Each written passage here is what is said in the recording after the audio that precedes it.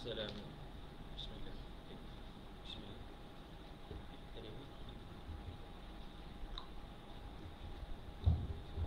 بسم الله. السلام عليكم ورحمة الله وبركاته.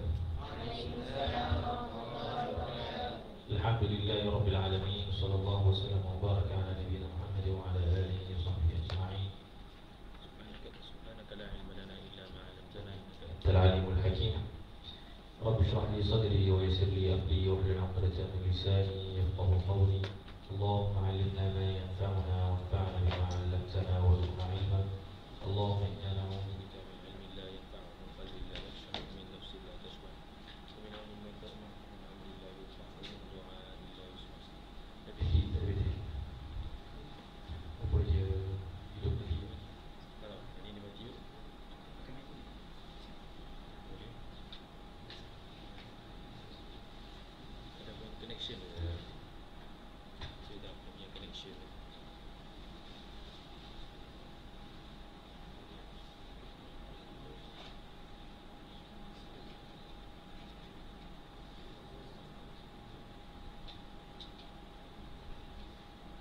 Bismillah, Bismillah.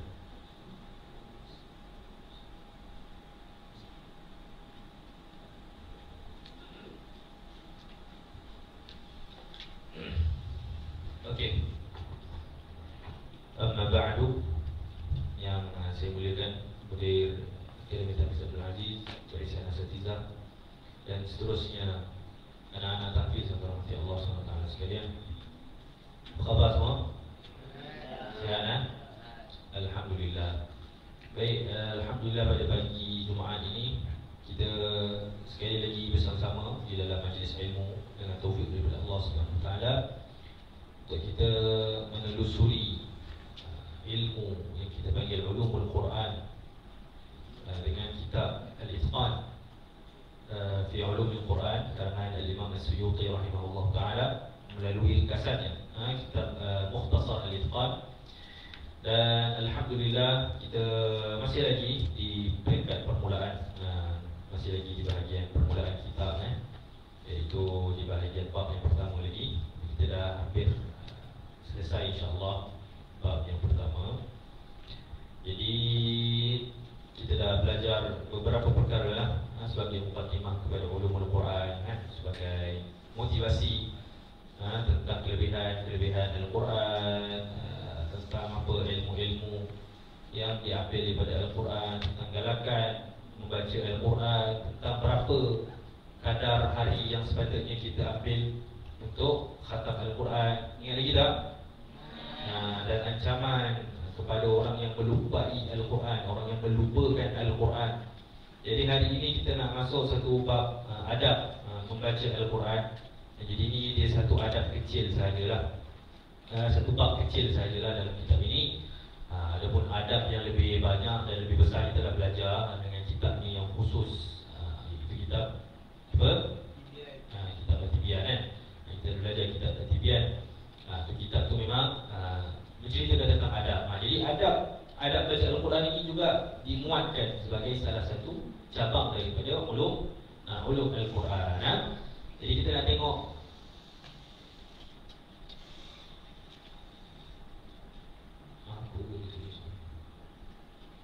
adab tilawatihi, iaitu adab membaca Al-Quran. Adab tilawatihi, adab membaca Al-Quran. Okey.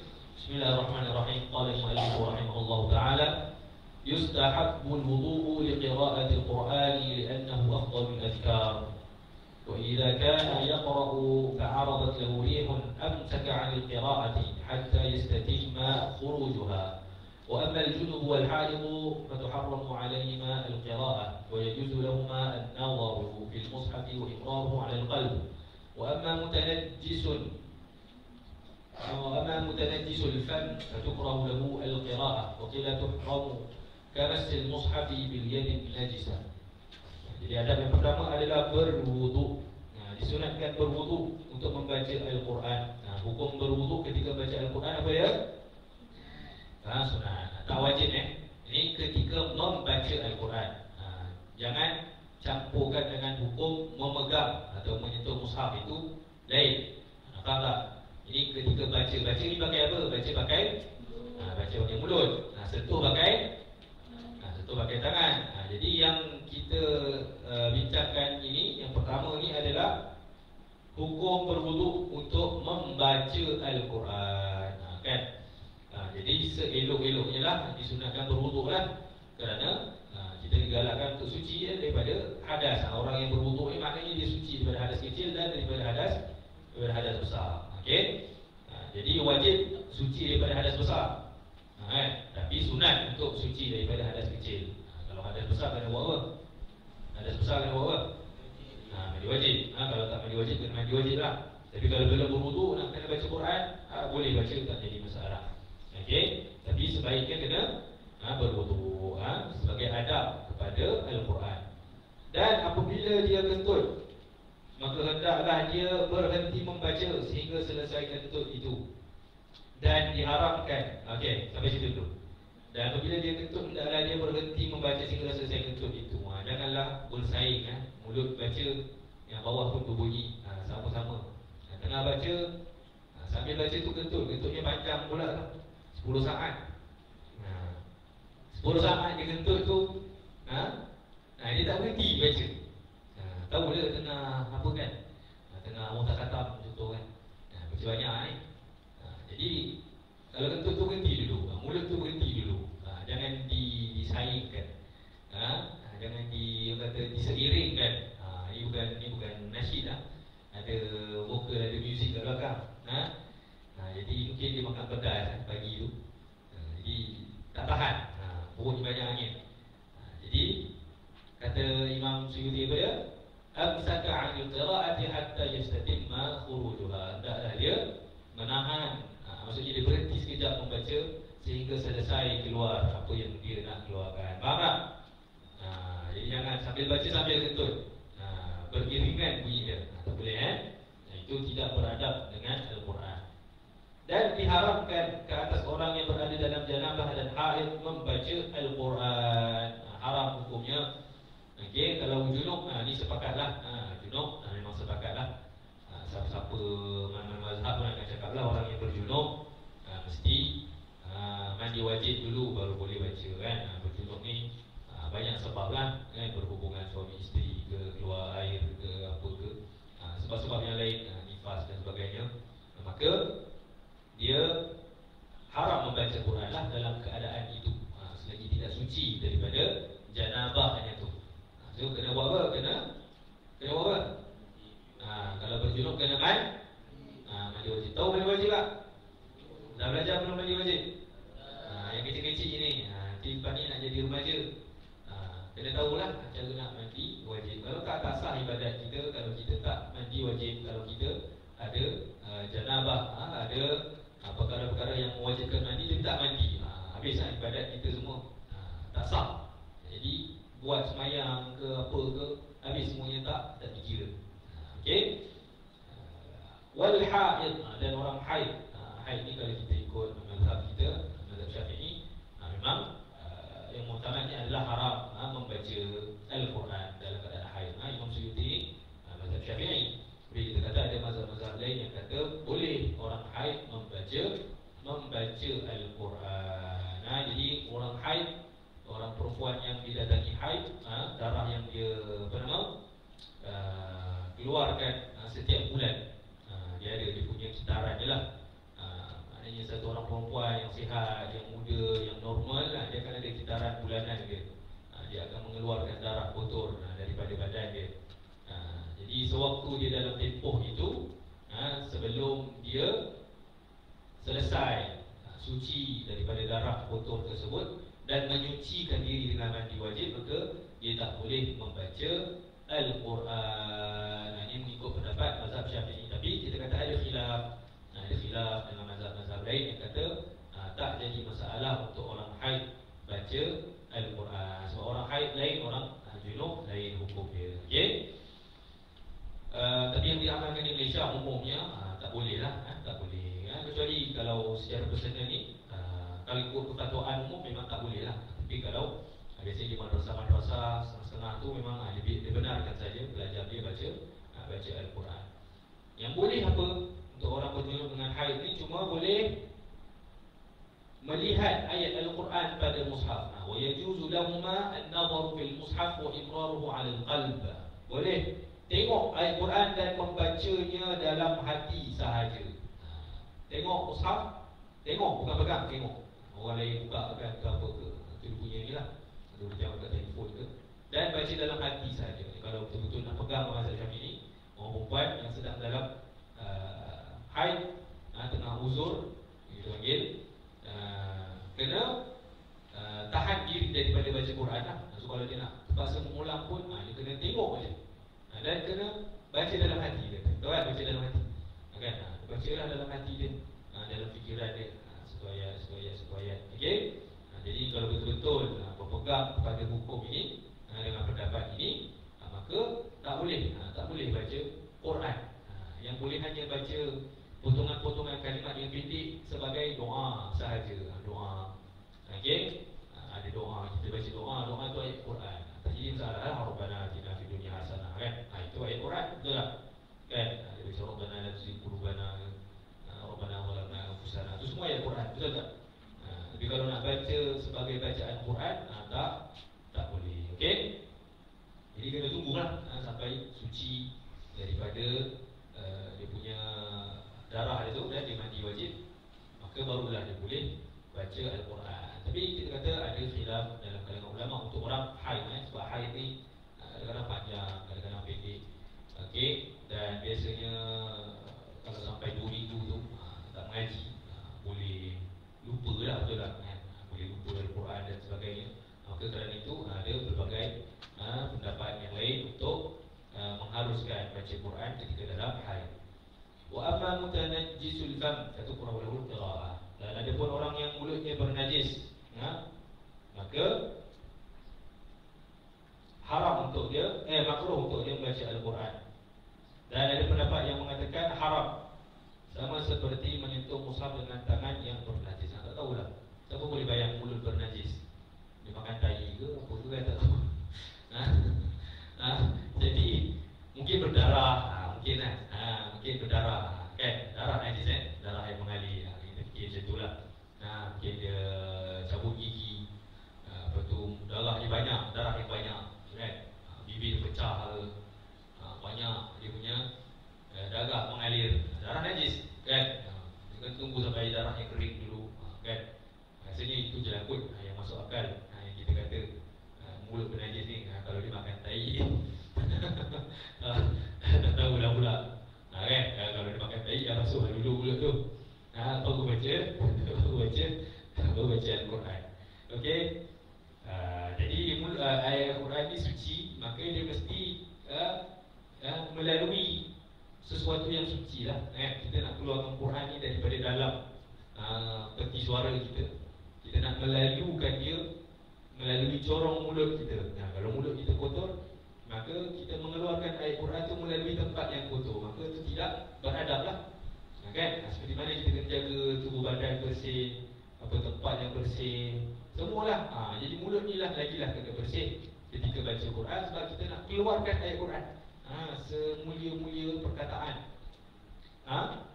kalam, sebaik-baik kalam, sebaik-baik perkataan yang ada atas muka bumi ni, kita nak keluarkan daripada mulut kita. So tak layak, tak selayaknya kita keluarkan dia melalui tempat yang tak bersih. Okey. Kemudian apa lagi adab dia? Wa tusannul qira'atu fi makanin nadhif wa afdaluhul masjid. Dan digalakkan, disunatkan membaca di tempat yang bersih, dan yang lebih afdal adalah di masjid. So masjid adalah tempat paling baik untuk baca Al-Quran. So pastikan tempat kita baca tu bersih, kan? Bersih sebaik-baik keadaan lah, bersih ke wangi. Kita kata tak ada sifar-sifar, tak ada kotor, sahaja ada najis, tak boleh. Kena baca Quran di tempat yang bersih. Paling baik adalah masjid lah, sebab bila duduk kat masjid, baca Quran dalam masjid, maka akan ada banyak lagi pahala-pahala yang lain, kan? Kita duduk dalam masjid, kita dapat i'tikaf, betul tak? Dalam pada masa kita i'tikaf, kita buka Quran, dapat pahala tengok Quran, kita baca Quran, kan? Apatah lagi kalau kita baca antara 2 waktu solat, mendapat pahala menunggu waktu solat. Jadi ibadat dengan menghimpunkan ibadat-ibadat yang lain, maka itu lebih besar dan lebih baik pahalanya. Okey. Kemudian apa lagi adabnya? Kita banyaklah kita dah sebut ni dalam kitab Tibyan ni. Wa yustahabbu an yajlisa mustaqbilan al-qiblata khashi'an bi sakinatin wa waqar mutriqan ra'sahu. Dan digalakkan, disunatkan untuk menghadap kiblat. Cari kiblat. Mana kiblat? Menghadap kiblat. Kemudian duduk dalam keadaan khusyuk, tenang, sopan, menunduk sambil menundukkan kepalanya. Maknanya pandang bawah, pandang lantai.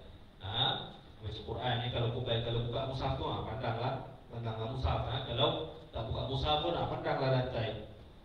Kan lebih fokuslah, lebih mendatangkan khusyuk berbanding kita baca sambil tengok kiri kanan, tengok orang ni lalu, tengok orang ni semayang, tengok orang ni macam-macam lah kan, yang semayang pula yang ni terselit pula, yang ni macam-macam kan. Jadi kadang-kadang kalau kita tak jaga pandangan, kita tengok sana sini, setiap apa yang lalu kita tengok, maka dia tak menghadirkan rasa khusyuk lah. Khusyuk ni bukan semayang, so baca Quran pun dia akan dia perlu kepada khusyuk lah, kerana khusyuk tu lah yang akan membuahkan kefahaman, tadabbur dan sebagainya. Faham? So maknanya baca sebaik-baik keadaan adalah dalam keadaan seperti ini. Jadi selain daripada itu boleh tak baca Quran? Boleh. Baca sambil berjalan, baca sambil bawa kenderaan. Nabi SAW pun ada baca Quran ke atas unta, ada hadis tu. Jadi tak kisah nak baca macam mana pun, semua ini yang terbaik. Kalau nak mencari keadaan yang terbaik ketika baca Quran, ini keadaannya lah. Jadi zaman sekarang ni kena tambah satu lagi, iaitu jauh daripada handphone. Kan, dan kita dah duduk, dah tenang lah, ada handphone dah sebelah. Kan, tunduk bawah, rupanya tengok handphone. Kan, bukannya tengok Quran, tengok handphone kan. Ustaz pun sama lah. Jadi kadang-kadang susah nak kawal diri ni, nak baca Quran, tak tengok handphone, tak sentuh langsung handphone. Jadilah syaitan zaman sekarang ni, handphone ni. Jadi tu kalau Ustaz suka baca Quran sambil bawa kereta, sebab bila bawa kereta dia tak ada pegang handphone, kan? Tangan kena pegang steering. Lagi kalau jalan yang tak ada berhenti-berhenti, lagi khusyuk baca dalam highway kan. Jadi kita boleh baca tu betul-betul fokus, tak boleh nak berhenti.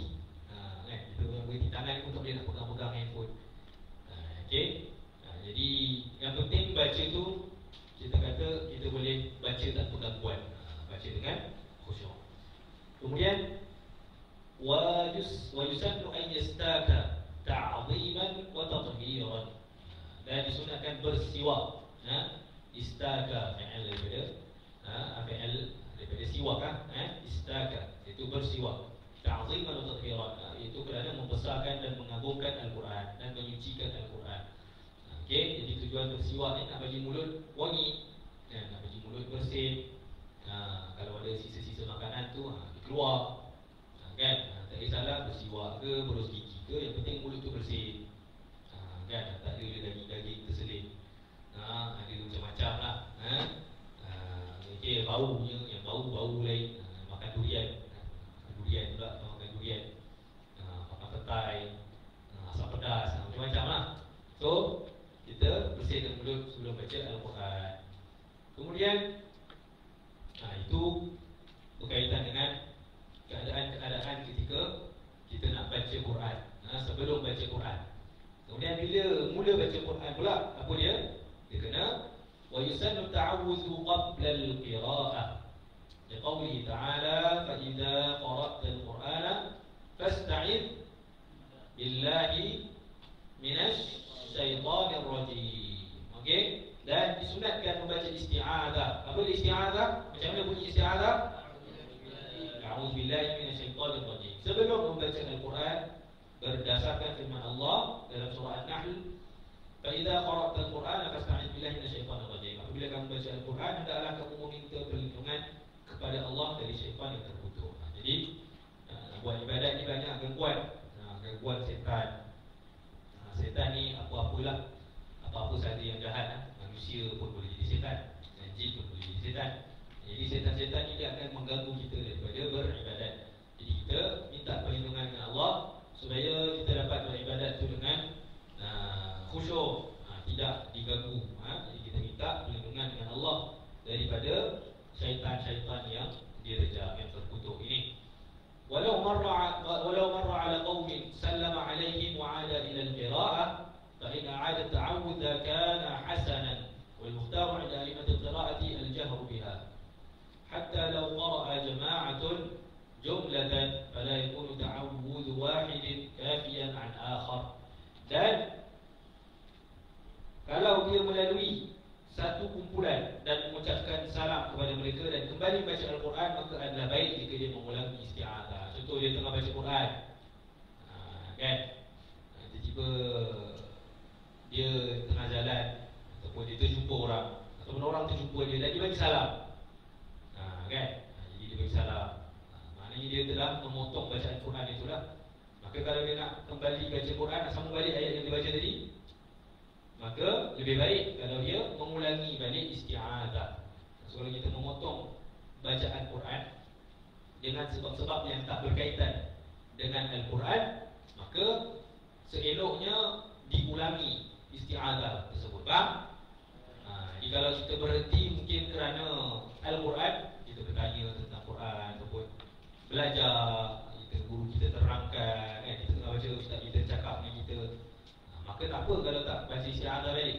Tapi kalau kita berhenti bukan kerana Quran, sebab-sebab yang lain, bercakap tentang selain Al-Quran, menjawab salam orang ke, atau apa saja, sebab-sebab yang mendatang ketika kita membaca Quran menyebabkan kita terpaksa berhenti dan memotong bacaan Quran kita dengan sesuatu yang lain yang bukan berkaitan dengan Al-Quran, maka disunatkan untuk kita ulang balik isti'adzah. So isti'adzah ni dia duduk dekat mana? Dia duduk dekat permulaan bacaan. So sekarang kita mula baca Quran, okey? Jadi ramai orang kadang-kadang setengah budak-budak tahfiz ni dia keliru isti'adzah dengan basmalah. Dia buat isti'adzah baca basmalah. Basmalah kat mana tempat dia? Basmalah tempat dia dekat permulaan surah. Jadi ada orang dia habis satu surah, dia baca balik isti'adzah. Tak, salah. Kita baca isti'adzah ni untuk permulaan bacaan saja.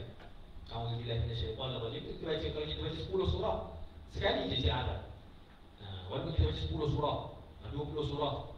Jadi yang kita kena baca setiap kali masuk surah baru tu, kita baca apa? Baca basmalah. Faham kan? Sama juga kalau orang tu baca surah At-Taubah, contoh dia baca Al-Anfal. Baca Al-Anfal, masuk At-Taubah. So At-Taubah tu orang kata tak payah bismillah, betul? Jadi dia pergi baca pula isti'adzah. Tak perlulah baca isti'adzah. Dia habis Al-Anfal, dia sambung je dengan bara'atu minallah tu, tak payah dia baca apa-apa. Kecuali kalau dia memang mula dekat bara'atu minallah tu, dia buka Quran, dia memang nak baca ayat pertama dia surah Taubah, dia baca lah isti'adzah. Janganlah dia dah baca dah surah Al-Anfal, kan? Wa ulul arhami ba'dhum awla bi ba'dhin fi kitabillah innallaha bikulli shay'in 'alim. Juga a'udzubillahi min atariyah. Sambung je lah, bara'atun minallahi wa rasulihi ilal ladzina 'ahadtum minal musyrikin. Faham? Isti'adzah ni tempatnya di awal bacaan Al-Quran. Kalau kita terberhenti nak mula balik, kita dianggap nak memulakan semula, barulah kita ulang balik isti'adzah. Jadi di dalam satu bacaan Quran, satu kali saja isti'adzah, kecuali kalau kita berhenti-berhenti, dia ulang balik, barulah kita ulang balik isti'adzah. Kalau kita baca ujian syahadah, kita baca 30 juzuk tak berhenti, sekali je lah isti'adzah yang awal tu. Kan kita berhenti rehat, kan, rehat solat zuhur, sambung lagi, sambung lah, baca balik isti'adzah. Okey. Dan pendapat yang terpilih adalah di sisi Imam Syafi'i adalah membaca isti'adzah dengan suara yang nyaring. Jadi maknanya isti'adzah ni cara baca dia kena baca dengan suara yang nyaring. Maknanya kena baca dengan kuat, baca dengan kuat. Jangan baca Bismillah, ada. Kena baca A'udzubillahi minasyaitonir rajim. Bismillahirrahmanirrahim. So kita baca dengan suara yang sama macam kita baca Quran lah. Kalau kita baca Quran tu jahar, maka isti'adzah kita pun kena jahar, kena nyaring kan. Okay, hatta kalau kita baca dalam satu kumpulan, satu kumpulan ni maknanya baca ramai-ramai. Ini bukan baca seorang-seorang. Ini kalau baca ramai-ramai, macam kita satu kelas baca serentak. Ustaz kata, ikut bacaan ustaz, A'udzu billahi minasyaitonir rajim. Baca. Kalau kita nak baca ramai-ramai serentak, maka ramai-ramailah kena baca isti'adzah. Kecuali kalau kita baca dalam satu kumpulan pembelajaran, kita baca gilir-gilir. Kalau kita baca gilir-gilir, maka tak perlu kita baca isti'adzah untuk setiap orang. Tak perlu. Itu dah tadarus lah, kita dah tadarus. Kan? Tadarus kita baca satu muka seorang dalam satu kumpulan. Kan? Kita nak baca sejuzuk ni. Seorang semuka, tukar semuka, orang lain semuka, orang ni pula semuka. Maka orang pertama sahaja cukup baca isti'adzah dengan dia. Faham? So orang dah baca a'udzubillahi minasyaitonir rajim. Lepas tu bismillahirrahmanirrahim. Itu dah habis satu muka surat. So orang kedua nak sambung. Dia terus sambung. Masaluhum kamathalil ladzi istawqada nara falamma adaa'at ma hawlahu dhahaba Allahu bi nurihim. Jadi nampak, orang seterusnya pun sambung tanpa perlu menyaringkan bacaan isti'adzah. Kalau dia pun tidak isti'adzah dengan sir. Perhati. Kemudian dia baca. Okey, faham? Seterusnya apa lagi adab dengan bacaan Quran? Ini adab ketika membaca. Adab ketika membaca. Wa yusannu at-tartilu fi qira'atil Quran liqaulihi ta'ala wa rattilil Qur'ana tartila. Wa 'an Ibn Mas'ud radhiyallahu anhu la tansuruhu nasra ad-daql wa la tahudduhu hadda asy-syi'r. Qifu 'inda ajaibihi wa harriku bihi al-qulub wa la yakunu hammu ahadikum akhir as-surah. Disunatkan membaca Al-Quran dengan tartil berdasarkan firman Allah Ta'ala dalam surah Al-Muzammil ayat 4, Auzil alaihi wa rattilil Qur'ana tartila. Okey, bacalah Quran itu dengan perlahan-lahan. Disunatkan baca dengan menghayati dan memahami apa yang dibaca, yang merupakan tujuan besar dan tuntutan yang utama. Jadi dekat sini tartil macam kita cakap ada dua maksud. Kalau yang dimaksudkan dengan tartil itu membaca dengan menyempurnakan makhraj huruf, sifat huruf, hukum hakam, tajwid, maka itu wajib. Baca Quran dengan tartil ni wajib. Sebab membaca dengan tartil itu maknanya membaca dengan sifat-sifat Al-Quran ketika ia diturunkan. Ini kita menjaga keaslian bacaan Quran itu seperti mana ia diwahyukan. So membaca dengan tartil itu wajib. Tapi yang dimasukkan dengan tartil ini maknanya baca lambat, baca perlahan, membaca dengan perlahan. Sebab asal maksud perkataan tartil ini adalah membacanya dengan jelas ataupun membacanya dengan terang, sebutir-sebutir huruf keluar. Kita dah pernah ceritakan makna tartil. Tartil ni maknanya tersusun. Kalau gigi ni disebut ratil. Famun ratilun, mulut yang tersusun giginya adalah giginya yang keluar satu persatu. Kan? Kalau orang tu gigi dia keluar satu-satu kan cantik gigi dia, betul tak? Giginya sebelah satu-satu keluar. Kalau gigi dia keluar sekaligus tiga dekat satu tempat, dia jadi berlapis-lapis, cantik tak? Tak cantik tak? Jadi macam itulah umpamanya kenapa Allah guna perkataan tartil ini. Kerana tartil ni maknanya huruf yang keluar satu persatu dan tidak bertindih. Seperti mana gigi keluar satu persatu dan tidak bertindih. Itu tersusun. Jadi ayat Quran pun kena keluarkan dia satu persatu dan tidak bertindih. Maknanya satu. Jelas kalau huruf tu ada 5 kalimat tu ada 5 huruf keluar. Tak ada bertindih-tindih. Tak ada huruf yang hilang. Tak ada huruf yang tak cukup. Itu maksud tartil. Itu wajiblah. Kita baca lambat ke, kita baca laju ke, kita baca hadar pun kena baca dengan tartil yang dimaksudkan ini. Adapun tartil yang dimasukkan dengan kelajuan bacaan, ini maksudnya disunahkan itu baca dengan perlahan. Sebab dengan perlahan ini kalau kita faham daripada hadis Ibn Mas'ud ni, la tanthuru nasrat daql wa la takhudhu hadha syi'r. Jangan kamu membuang-buang ayat Quran ni macam orang buang biji kurma. Ini macam baca sambil lewa. Wa takhudhu hadha syi'r, jangan potong-potongnya seperti orang baca syair. Qifu 'inda ajaibihi, berhentilah di setiap keajaibannya. Wa harriku bihi al-qulub, dan gerakkanlah, jentiklah hatimu dengan ayat yang kamu baca. Wa la yakunu hammu ahadikum akhir as-surah, dan janganlah yang menjadi kepentingan bagi kamu adalah bila kamu nak habis surah tersebut. Ini maknanya tartil yang dimaksudkan dalam ayat ini adalah membaca dengan perlahan, kan? Maknanya baca dengan kadar yang sesuai untuk kita boleh berfikir, bertadabbur dan sebagainya. So itu sebenarnya. So kena faham tartil ni ada dua maksud. Jadi sebab tu setengah ulama bila dia letak dalam bila dia bincangkan tentang kelajuan bacaan, sebut maratibul qiraah. Macam Imam Ibnul Jazari, dia tak letakkan tartil sebagai salah satu peringkat ataupun sebagai salah satu martabat dalam maratibul qiraah. Dan kita biasa dengar kelajuan bacaan paling lambat kita panggil apa? Tahqiq. Laju sikit kita panggil apa? Tartil. Laju sikit kita panggil tadwir. Paling laju kita panggil apa? Hadar. Tapi kalau Imam Ibnul Jazari, kelajuan bacaan dia ada 3 je. Dia ada tahqiq, tadwir, hadar. So tartil ni mana? So tartil ni dia bukan kelajuan bacaan. Sebab tartil ni bagi Imam Ibnul Jazari, tartil maknanya baca dengan betul. Bila kita kata tentang baca dengan betul, kita baca laju pun, hadar pun kita kena tartil. Faham? Kita baca tadwir pun kita kena tartil. Kita baca tahqiq pun kita kena tartil. Faham? Jadi itu maksud tartil. Di setengah pada sebahagian, di sisi sebahagian ulama. Jadi tartil itu maknanya baca dengan menyempurnakan makhraj huruf, sifat huruf dan semuanya. Jadi semua tu mesti kena berlaku walaupun kita baca laju ataupun kita baca lafaz. Jadi seperti Imam Ibnul Jazari kata apa? Wa yaqra'ul Qur'an bitahqiqi ma' hadrin wa tadwirin wa kullun muttaba' ma' husni sautin biluhunil arabi murattalan mujawwadan bil arabi. Jadi tartil tu adalah sifat bacaan.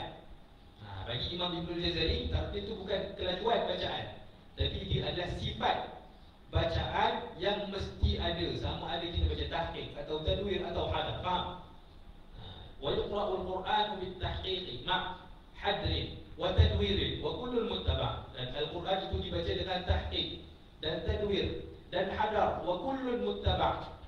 Dan semuanya boleh, tak jadi masalah. Ma' husni sautin biluhunil arabi, dengan suara yang indah, dan dengan bunyi-bunyian Arab. Macam mana nak dapat luhunul arabi? Belajar makhraj, belajar sifat, belajar sebut huruf macam orang Arab sebut. Itu masuk luhunil Arab. Bukan pakai lagu-lagu Arab. Bukan pergi buka lagu Umm Kulthum, lagu-lagu opera Arab, masa tu ambil buat jadi taranum. Bukan. Itu bukan luhunul Arab. Bukan. Luhunul Arab ni maknanya baca seperti bacaan orang Arab yang klasik. Huruf tu bunyi Arab lah. Tak bunyi Melayu, tak bunyi India, tak bunyi Indonesia. Bunyi Arab. Faham? Dengan hukum hakam tajwid yang ma'ruf di sisi orang Arab. Ma'husni sautin biluhunil arabi murattalan mujawwadan bil arabi. Ditartilkan, ditajwidkan dengan bahasa Arab. Mesti baca dengan tartil, murattalan mujawwadan, mesti baca dengan tajwid bil arabi, dalam bahasa Arab. Tak boleh pakai bahasa lain. Bahasa Spanyol ke, bahasa Rusia ke, Afrika Selatan, tak boleh. Kena pakai bahasa Arab. Jadi Imam Ibnul Jazari sebut dalam 2 baris saja. Dalam 2 baris saja macam mana cara baca Quran, sama ada hadar atau tadwir atau tahqiq. Yang penting semuanya mesti baca dengan husni sautin biluhunil arabi murattalan mujawwadan bil arabi. Kalau orang boleh baca Quran hadar tadi bertajwid, maknanya dia memang betul-betul kuasai tajwid. Kalau orang baca Quran lambat, dia jaga tajwid, bila dia baca laju, dia tinggal tajwid, maknanya dia belum betul-betul fasih lagi bacaan dia. Kena baca terkiat-kiat, baru boleh baca tajwid.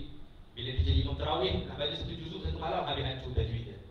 Ataupun bila dia jadi imam, dia ambil ujian syahadah, nak baca 10 juzuk, habis tajwid dia.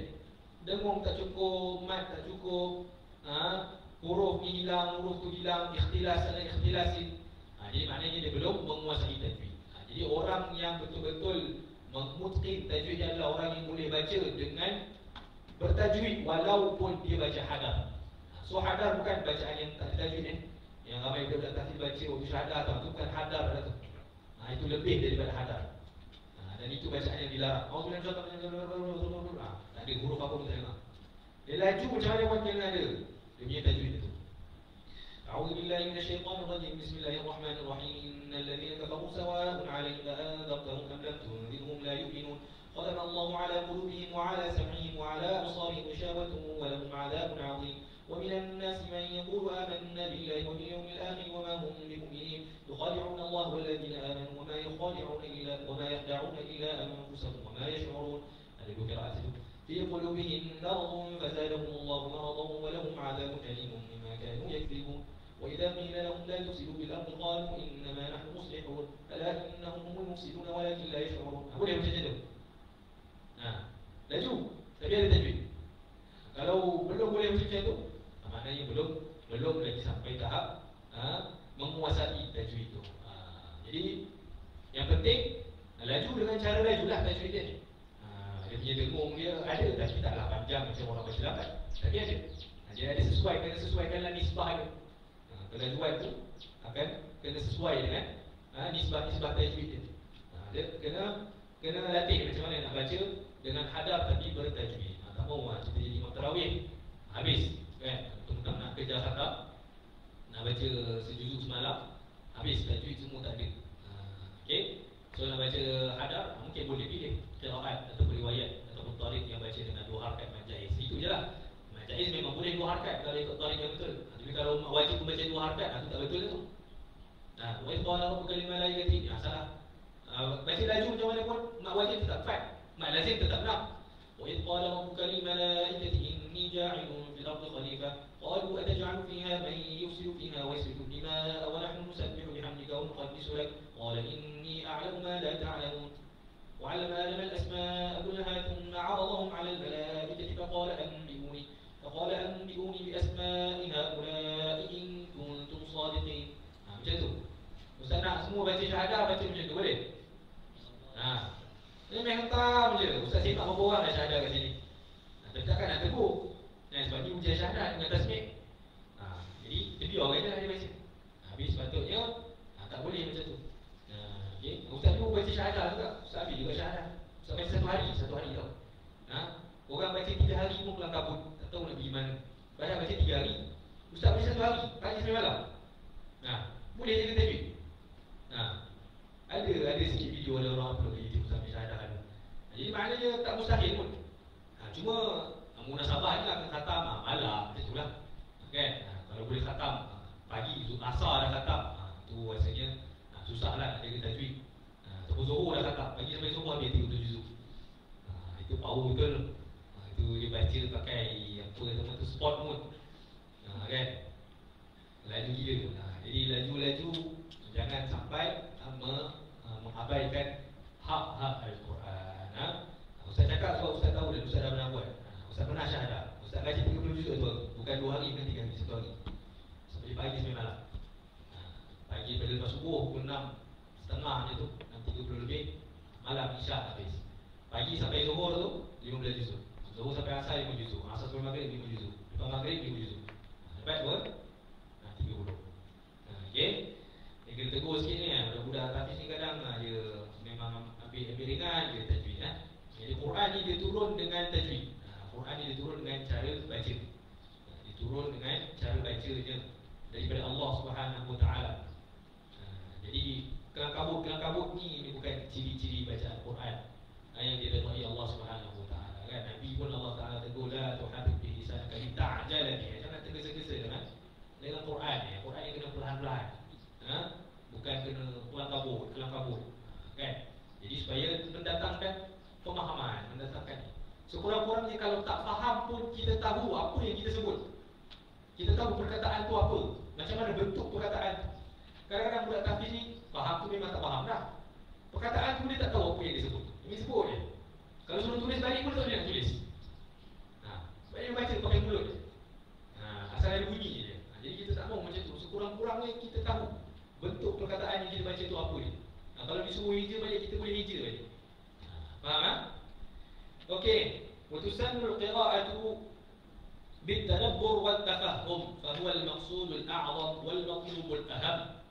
قال تعالى كتاب أنزلناه إليك مبارك ليدبروا آياته وقال أفلا يتدبرون القرآن وصفة ذلك أن يشغل قلبه بالتفكر في معنى ما يلفظ به فيعرف معنى كل آية ويتأمل الأوامر والنواهي ويعتقد قبول ذلك، فإن كان مما قصر عنه فيما مضى اعتذر واستغفر، وإذا مر بآية رحمة استبشر وسأل، أو عذاب أشفق وتعوذ، أو تنزيه نزه وعظم، أو دعاء تضرع وطلب.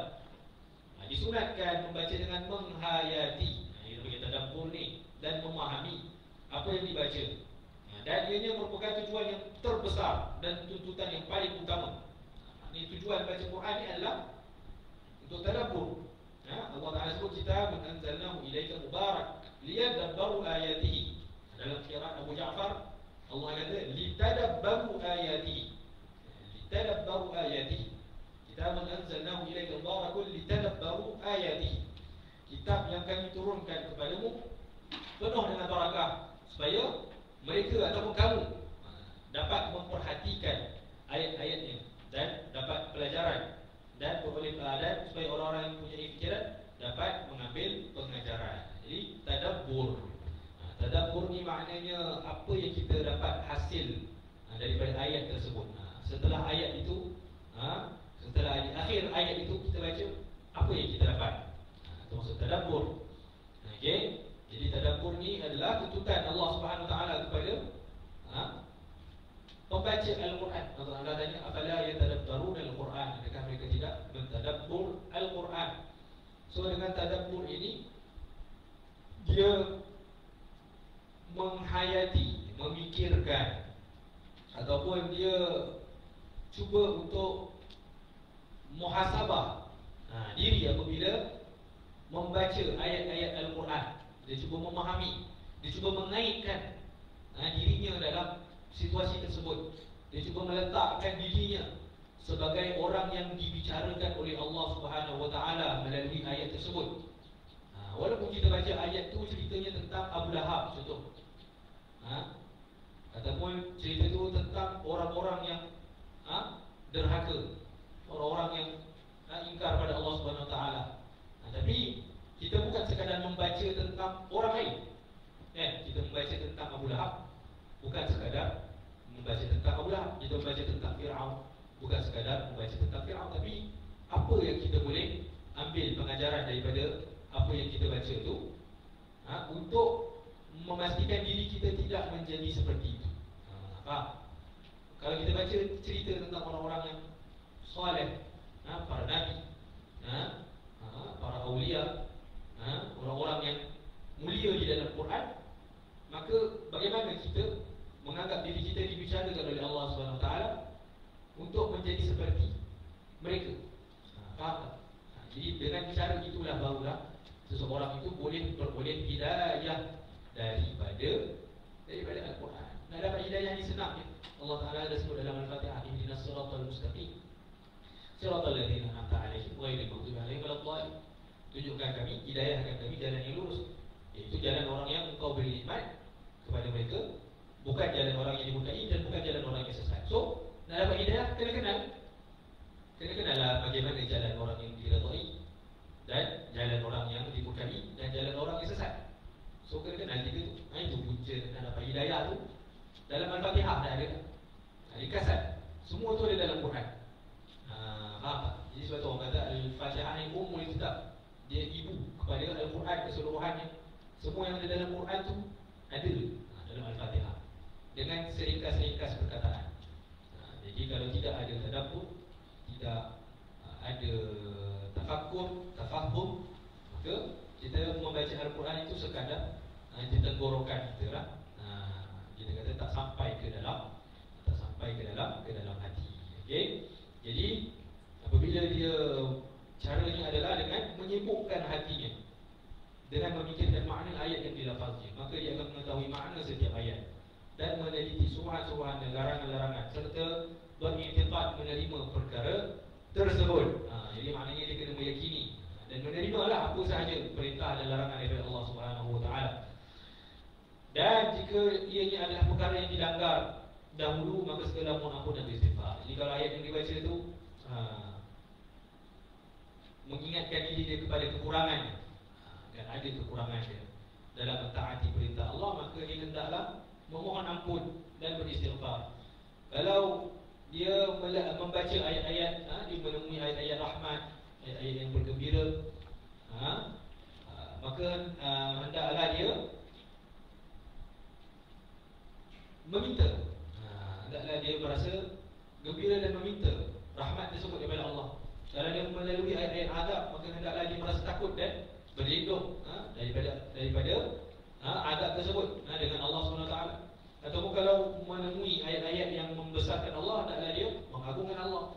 Hendaklah disebut subhanallah, subhanallah.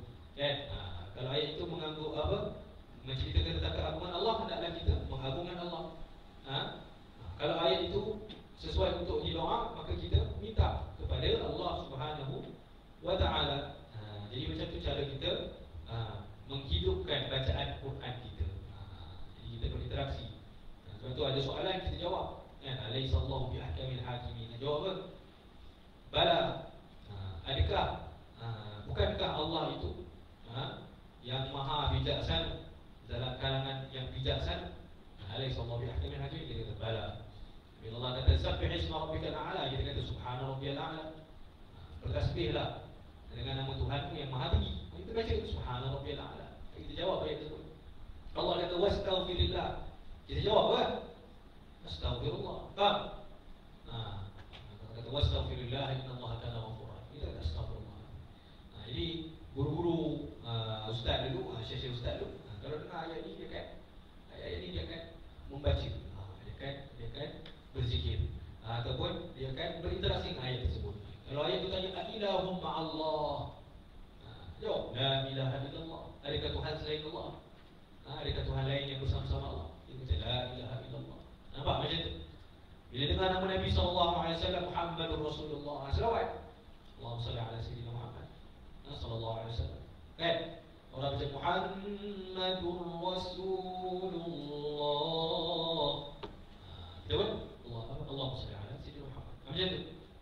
Kita dengar innallaha wa malaikatahu yusalluna 'alan nabi ya ayyuhalladzina amanu sallu 'alaihi wa sallimu taslima. Baca Allahumma salli ala Muhammad. Jadi dulu Ustaz baca jamaah qiraat, ayat tu kita ulang banyak kali. Jadi setiap kali Ustaz baca, Syekh Ustaz akan baca Allahumma salli ala Muhammad. Kalau kita baca ayat 10 dengan 10 qiraat, kadang-kadang kita ulang banyak kali.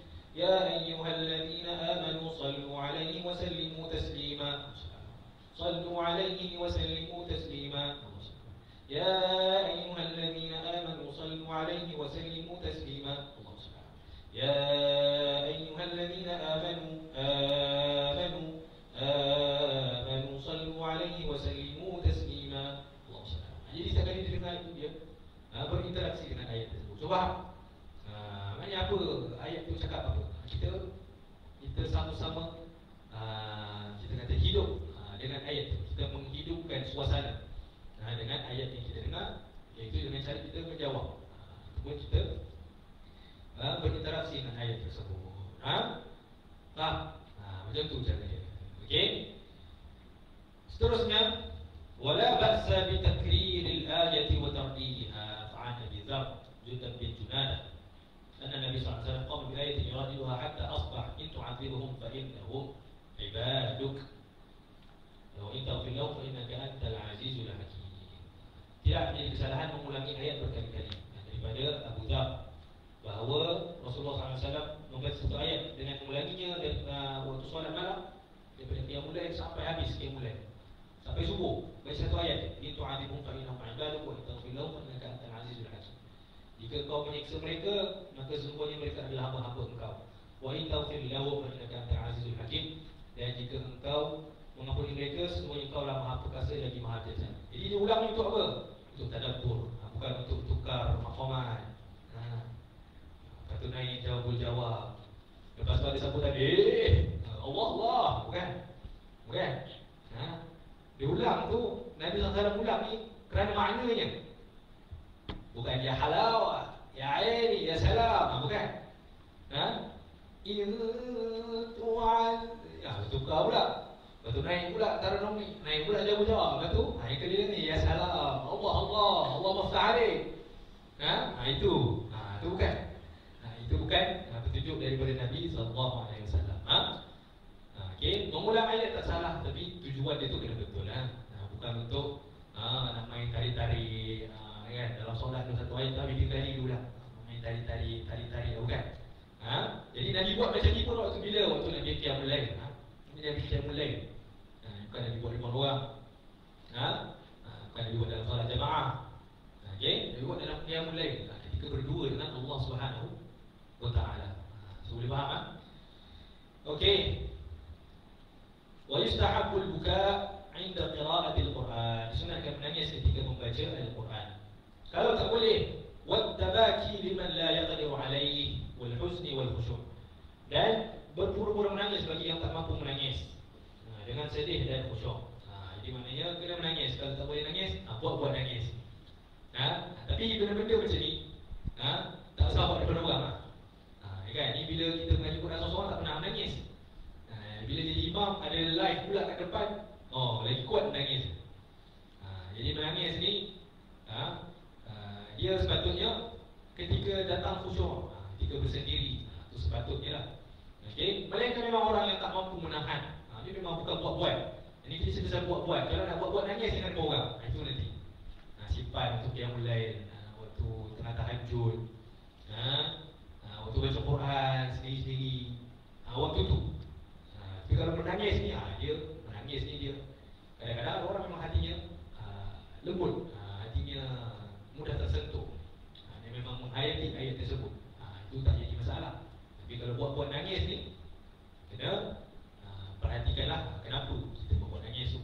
Okay? Tapi memang disunatkan untuk kita buat menangis sebagai tanda kita menghayati ataupun memahami ayat-ayat Al-Quran tersebut. Jadi bukan kerana ada live TikTok kan, orang bagi-bagi gift kan.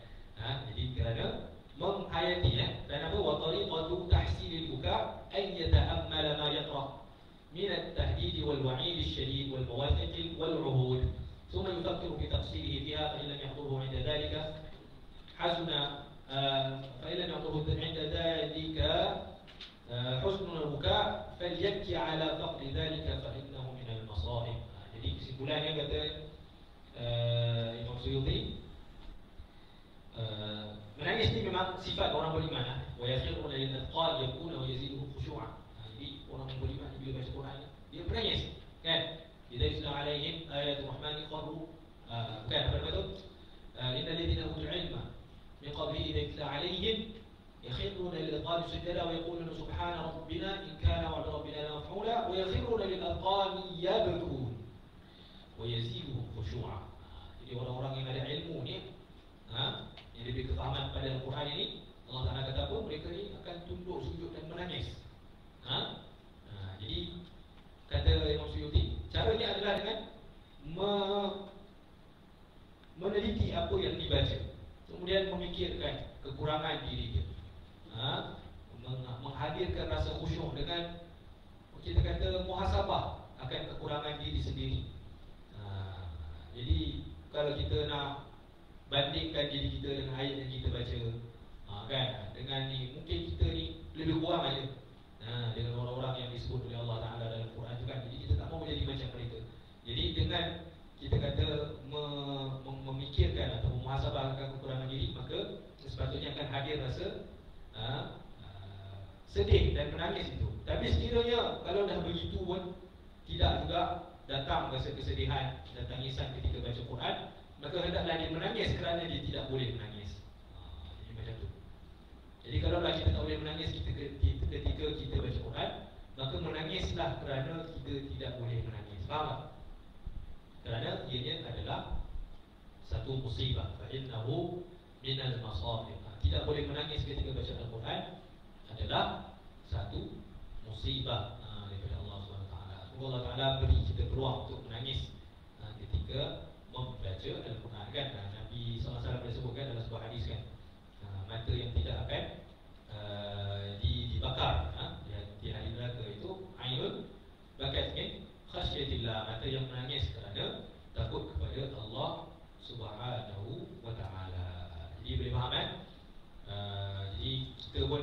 susah, memang susah. Jadi dia sebenarnya perlu kepada hati yang bersih.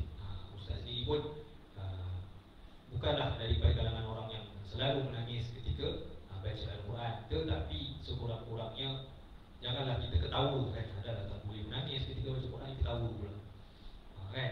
Dah tak menangis satu hal lah, ni ketawa pula.